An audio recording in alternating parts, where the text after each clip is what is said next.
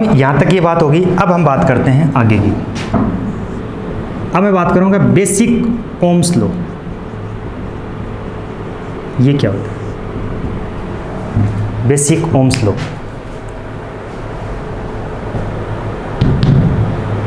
अब आप बताओगे बेसिक ओम्स लॉ क्या होता है? V बराबर आई आर, या कई कलाकार I बराबर V बटा आर, या R बराबर V बटा आई। ये क्या बताओगे? Basic Ohm's law. क्या बताओगे?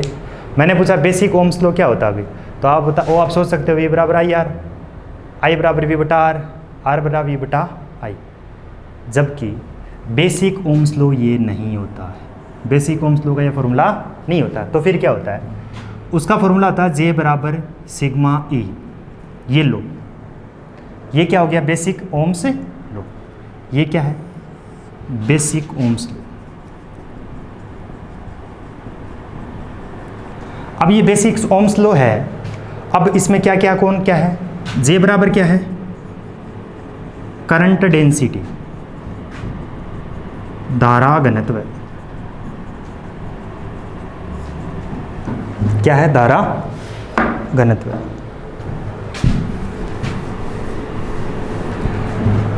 अब इसको थोड़ा सा आगे देखें तो J बराबर क्या होगा? I बाई ए। अब I क्या है? करंट। ए क्या है? एरिया। अब करंट की यूनिट क्या होती है? एम्पियर। और एरिया की मीटर स्क्वायर। तो J की यूनिट क्या हो जाएगी? Ampere per metre square. ये किसकी यूनिट होगी? J की। अभी लिखना नहीं है, एक बार देख लो। J बराबर, अभी मैं लिखूंगा।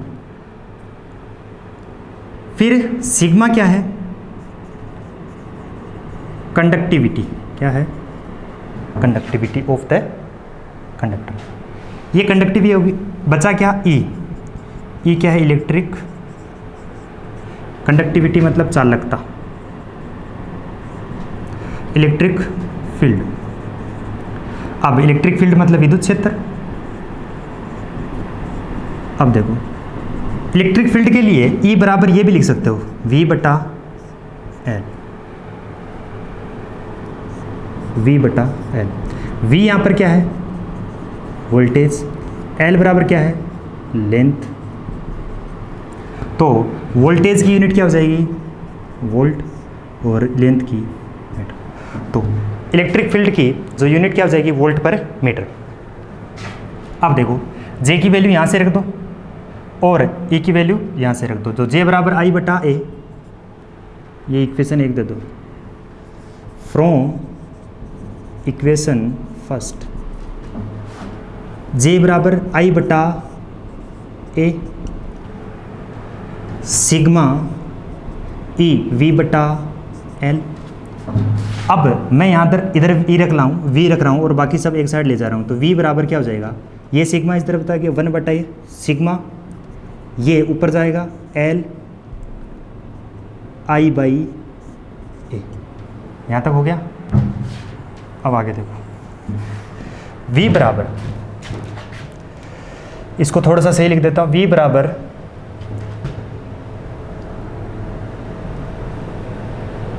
1 बाई रो को क्या लिखेंगे? सॉरी 1 बाई सिग्मा को क्या लिख दिया? रो। ये क्या होगा? रेजिस्टिविटी, प्रतिरोधकता। अब रेजिस्टिविटी तो 1 बाई सिग्मा की जगह क्या लिख देते हैं? ये है 1 बाई सिग्मा की जगह V बराबर रो L upon A into I. V बराबर रो L बाई A इंटू आई। अब देखो ये जो पूरी की पूरी टर्म है इसको हम डिनोट करते हैं R से, रो L बाई A। इसको किसे दिखाते हैं? रो L बाई S। और इसकी यूनिट होती है ओम। इसकी यूनिट क्या होती है? ओम। हम इसको इस साइन से दर्शाते हैं। अब इसकी जगह ये लिख दूं तो V बराबर क्या हो जाएगा? R इंटू आई। तो इसको ये भी लिख दूं V बटा I इंटू R। ये क्या हो जाएगा? Ohm's law. ये है ओम्स लॉ। अब ये क्या है? Basic Ohm's law. और ये क्या है? Ohm's law. अब बेसिक का मतलब था जिससे कोई चीज़ पैदा होती है। ये चीज़ जो V बराबर आई आर, ये इससे पैदा हुई है, मतलब बेसिक इसका कौन है, ये है। तो ये है बेसिक ओम्स लॉ, और ये क्या है, ओम्स लॉ, ना कि ये क्या नहीं है, बेसिक ओम्स लॉ नहीं। ठीक है, तो अब एक बार दोबारा देख लो, बेसिक ओम्स लॉ क्या होता है, जे बराबर सिग्मा ई, जहाँ पर जे बराबर करंट डेंसिटी, जे बराबर आई बटा ए, आई करंट, ए एरिया, इसकी unit ampere per metre square, sigma conductivity, ई इलेक्ट्रिक फील्ड, ई वी बटा L voltage by length, from equation first. अब जो सारी जे और ई की वैल्यू इसमें रख दो, तो जे की जगह आई बटा ए, सिग्मा की जगह सिग्मा, वी बटा एल, वी बराबर 1 बाई सिग्मा। अब देखो वी को इस तरफ रखना है, बाकी सब इधर ले जाओ, तो 1 by sigma into L into I बटा ए। अब देखो 1 बाई सिग्मा है, उसको हमने रो से दिखा दिया, तो रजिस्टिविटी। अब वी बराबर आर, वी बराबर rho L by A into I. ये पूरी की पूरी टर्म किसको दिखाते हैं, ये रेजिस्टेंस की वैल्यू, किसकी वैल्यू, रेजिस्टेंस की वैल्यू। आर बराबर रो बाई एल, तो मतलब वी बराबर आर इंटू आई, वी बराबर आई आर, तो ये कौन सा हो गया, ओम्स लॉ। ठीक है, तो अब यहाँ से कहाँ तक लिख लिया था, यहाँ तक। तो अब यहाँ से लेकर के, मैं हटा देता हूँ, यहाँ से लिखना स्टार्ट कर दो, यहाँ से लेकर के ऐसा का ऐसा यहाँ तक लिख दो। अब देखो नेटवर्क और सर्किट, नेटवर्क क्या होता है और सर्किट क्या होता है। अब लगता है ऐसा है कि सर्किट और नेटवर्क एक जैसा ही है, लेकिन ऐसा नहीं होता। अब नेटवर्क क्या होता है, जैसे मान लो ये रूम है, इसमें सारे के सारे इक्विपमेंट कनेक्ट हैं, पंखा है, फैन है, ट्यूबलाइट है, सारी की सारी, ये फैन है या कूलर है, ये एसी है, सारे के सारे कनेक्टेड हैं। यदि ये सारे के सारे इसमें, इस रूम में भी कनेक्टेड है और उस रूम में भी कनेक्टेड है और बगल वाली और क्लास में भी क्या है, कनेक्टेड है, तो ये सब मिलकर क्या है, ये क्या है, एक पूरा नेटवर्क है। ये क्या है, पूरा नेटवर्क है। अब नेटवर्क का मतलब, यदि यही नेटवर्क, ये सारा का सारा, अब ये नेटवर्क क्या हो सकता है, ओपन हो सकता है। कहने का मतलब इनमें लाइट आए या नहीं है, ये ओपन खुला है, कहीं से वायर मतलब खुला ओपन सिस्टम है, तो नेटवर्क क्या हो सकता है, क्लोज भी हो सकता है और ओपन भी हो सकता है।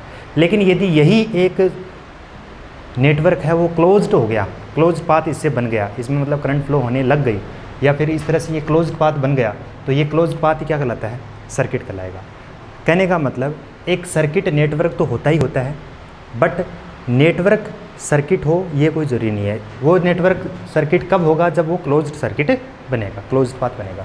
दैट मीन्स यहाँ से ये दो चीज़ें कि नेटवर्क में भी क्लोज्ड और ओपन, और circuit closed path concept is called circuit. Circuit के लिए क्लोज्ड होना ज़रूरी है, तभी वो क्या कहलाएगा, सर्किट। और तभी लिखा जाता है ज़्यादातर, जैसे मान लो एक एग्जांपल है, मान लो एक नेटवर्क है,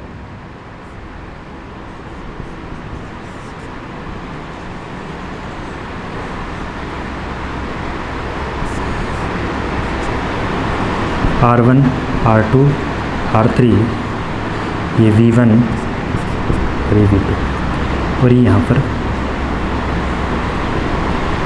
अब हम क्या बोलते हैं इसको, सोल्व द सर्किट, ऐसे नहीं बोलते हैं, सोल्व द नेटवर्क।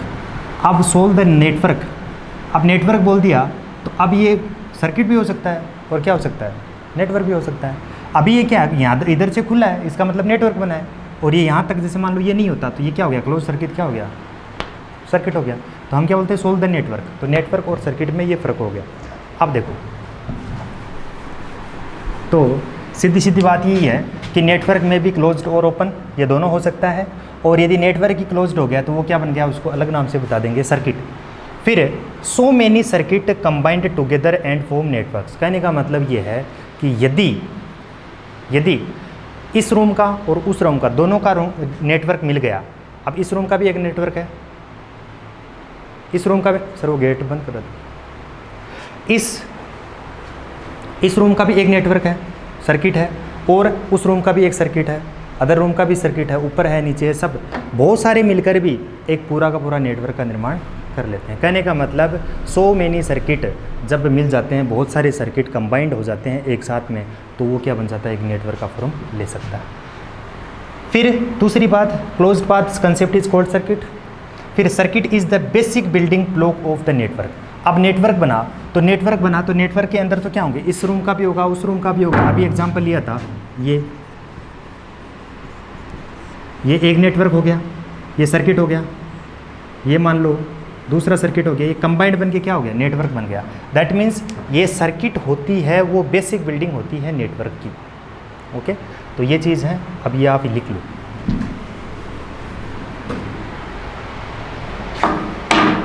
जल्दी से लिख लो, फिर आगे चलो।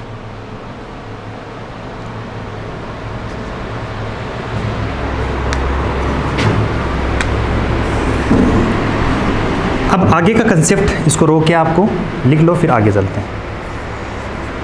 यूनिलेटरल एलिमेंट क्या होते हैं? यूनिलेटरल, जैसे एग्जांपल से समझेंगे, अभी पहले समझ लो। ये डायोड है, ये क्या है, डायोड, एक आइडियल डायोड है जिसका इंटरनल रेजिस्टेंस क्या है, 0। हमने क्या किया, यहाँ पर हमने वोल्ट लगाया, V बराबर कितना, 4 वोल्ट, पॉजिटिव, V1 बराबर। अब पॉजिटिव टर्मिनल, ये क्या है, एनोड, और ये क्या है, कैथोड। ये पोर्शन कौन सा है, एनोड, और ये कौन सा है, कैथोड। अब इस पर एनोड पर पॉजिटिव होता है और कैथोड पे नेगेटिव, तो ये कौन से बाइस में होगा, इस कंडीशन में ये फॉरवर्ड बाइस में है। फॉरवर्ड बाइस में सर्किट कैसा, वो अपने इंटरनल रेजिस्टेंस से रिप्रेजेंट करते हैं। अब ये क्या है, आइडियल रेजिस्टेंस है, तो इसका इंटरनल रेजिस्टेंस तो क्या होगा, 0। तो 0 को हम किससे बताएंगे, शॉर्ट सर्किट से। तो ये हमारे पास में क्या हो जाएगा, शॉर्ट सर्किट। ये किस तरह से दिखाई देगा, शॉर्ट सर्किट। अब देखो पोलैरिटी इस तरफ से है, A और B, पॉइंट A पर पॉजिटिव और B पर नेगेटिव, तब डायोड किस तरह से बिहेव करता है, एज ए शॉर्ट सर्किट। किस तरह से बिहेव करता है, शॉर्ट सर्किट की तरह। आगे चलो, यदि यही डायोड एनोड A, कैथोड, ये पॉइंट है B, A और कैथोड, एनोड और कैथोड, वोल्टेज लगाते हैं माइनस और ये प्लस, V बराबर कितना हो गया, मान लो ये 4 वोल्ट ही ले लिया। अब इस कंडीशन में एनोड पर क्या है, नेगेटिव, और कैथोड पे क्या है, पॉजिटिव। दैट मीन्स अभी ये किस में होगा, ये रिवर्स बाइस्ड होगा, इसमें होगा रिवर्स बाइस्ड। अब जब ये रिवर्स बाइस होगा तो इस कंडीशन में ये डायोड ओपन सर्किट की तरह व्यवहार करेगा। ये हो गया, ये कैथोड हो गया, ये ओपन सर्किट की तरह बिहेव करेगा। That means bilateral unilateral element का मतलब ये हुआ, यदि हम वो एलिमेंट जिनका बिहेवियर पोलैरिटी के साथ में क्या होता है, चेंज होता है। बिहेवियर का मतलब शॉर्ट सर्किट और ओपन सर्किट, ये क्या है, इसके बिहेवियर। जो सर्किट ऐसे एलिमेंट जिनका बिहेवियर पोलैरिटी के साथ चेंज होता है, वो कौन से कहलाते हैं, यूनिलेटरल। अभी बाइलेटरल पढ़ेंगे, उनका क्या होता है, उनका भी ऐसे एलिमेंट जिनका बिहेवियर पोलैरिटी के साथ में चेंज नहीं होता है, अब चाहे वो कौन सा कहलाते हैं, बाइलेटरल एलिमेंट कहलाते हैं। अब इसमें हमने पहले क्या किया, दोबारा देखो, एनोड है, एनोड पर हमने पॉजिटिव और कैथोड पर हमने नेगेटिव दिया। तो जब पोलैरिटी ये थी, एनोड पर पॉजिटिव और कैथोड पे नेगेटिव, तो ये किस तरह से बिहेव किया, शॉर्ट सर्किट की तरह बिहेव। अभी पोलैरिटी क्या हो जाएगी, एनोड पे नेगेटिव और कैथोड पे पॉजिटिव, तो ये कौन सा हो जाएगा, रिवर्स बाइस्ड। तो ये किस तरह से बिहेव करेगा, ओपन सर्किट की तरह बिहेव करेगा। दैट मीन्स जब हमने पोलैरिटी चेंज करी तो इसका बिहेवियर भी चेंज हो गया। ऐसे एलिमेंट क्या कहलाते हैं, यूनिलेटरल एलिमेंट कहलाते हैं। अब लिख लो यहाँ पर, ऐसे एलिमेंट, बीच बीच में डिप्लोमा वालों को भी दिक्कत नहीं हो तो हिंदी इंग्लिश वाले हिंदी समझ सकते हैं, और इस तरह से दोनों में कंबाइन करके चलेंगे। ऐसे एलिमेंट जिनका बिहेवियर, और बिहेवियर मतलब स्वभाव यानी प्रॉपर्टी, बिहेवियर पोलैरिटी के साथ चेंज हो जाता हो,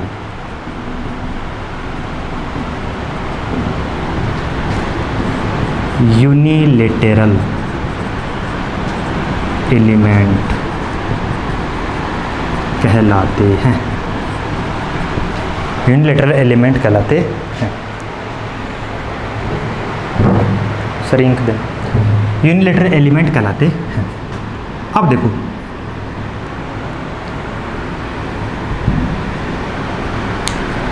यूनिलैटरल एलिमेंट कहलाए गए।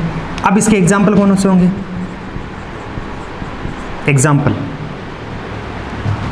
Diode, SCR, triac, diac, etc, ये सारे के सारे कौन से हैं? यूनिलैटरल एलिमेंट होते हैं। तो यहाँ से लिख लो यूनिलैटरल एलिमेंट कौन से होते हैं?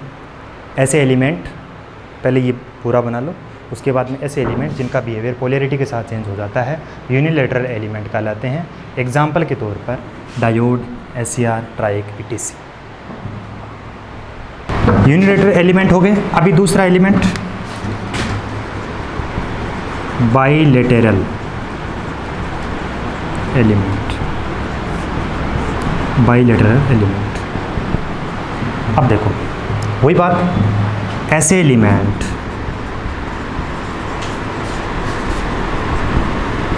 जिनका बिहेवियर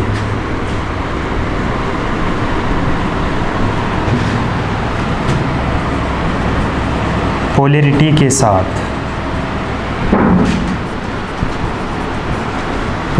साथ चेंज नहीं होता है,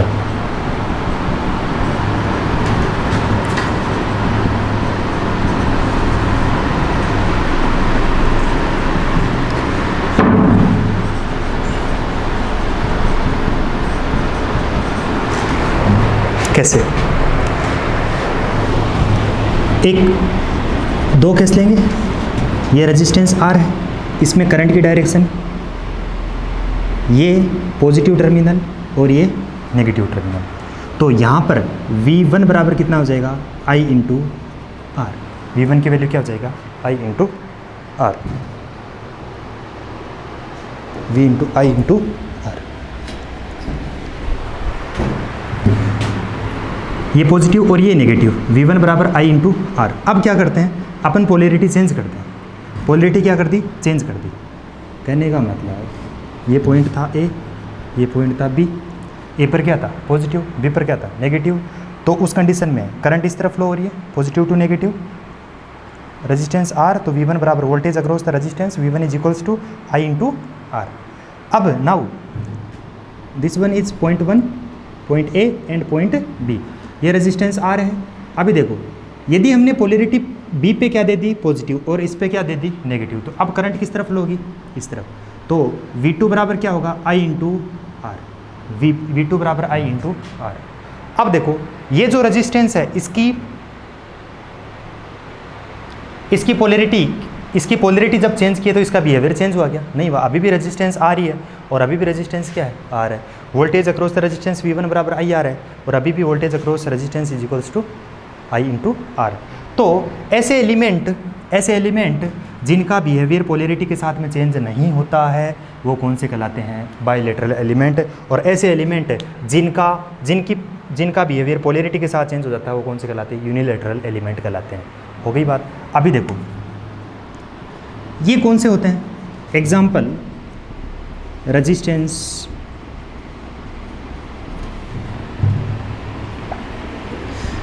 कैपेसिटर,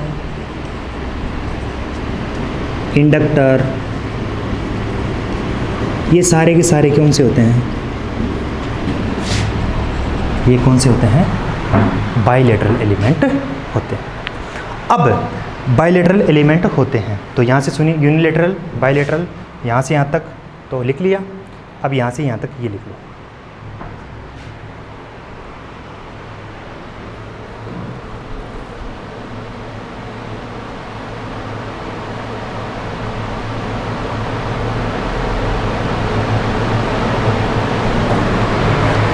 लिख लिया।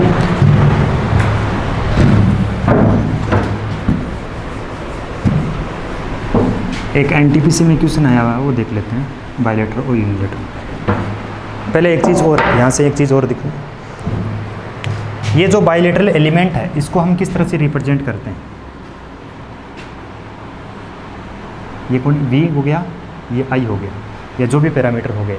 इसमें ये फर्स्ट क्वाड्रेंट है, ये सेकंड है, ये थर्ड है और ये फोर्थ है। ये पैरामीटर और कुछ भी हो सकता है। तो अब जब ये सिमेट्रिकल होगा इस रूप में, फर्स्ट और थर्ड में हो जाए, या फिर फर्स्ट सेकंड थर्ड और फोर्थ सिमेट्रिकल हो जाए सेकंड और थर्ड में, इस कंडीशन में ये एलिमेंट क्या कहलाते हैं? Example of bilateral element. Example of bilateral element हो गया। इसी पर बेस्ड पर क्वेश्चन आया हुआ है, वो देखते हैं। क्वेश्चन आया था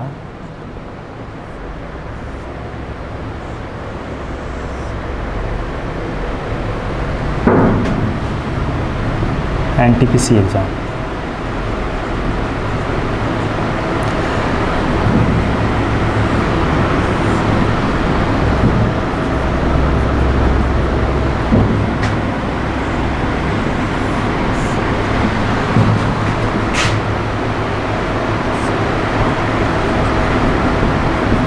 तो बताओ ये कैसा है, यूनिलेटरल है कि बाइलेटरल?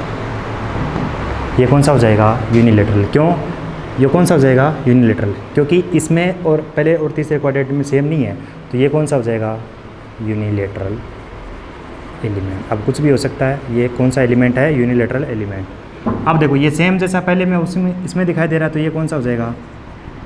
Bilateral element.